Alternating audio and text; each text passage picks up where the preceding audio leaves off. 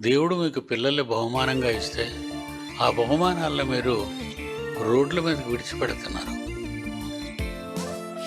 దీనికి తల్లిదండ్రులను ఊరుకోడు ఆయన.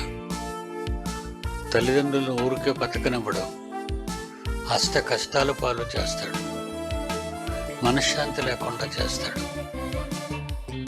అన్నం తినకుండా చేస్తాడు. కనుక తల్లిదండ్రులారా, మీ పిల్లల్ని ప్రభు యొక్క శిక్షలోనూ బోధలోనూ వారిని పెంచుడి.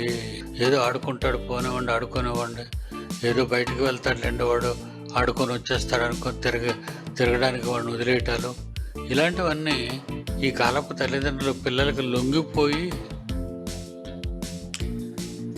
తల్లిదండ్రుల బలహీనతకు పిల్లలు వాళ్ళని బ్లాక్మెయిల్ చేస్తారు.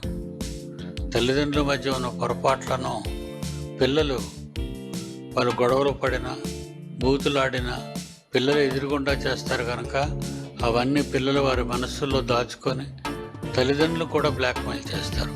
చాలే నువ్వు నాకు చెప్పావని పిల్లలు ఈ తల్లిదండ్రులను ఎదిరించిన వారు కూడా ఉన్నారు.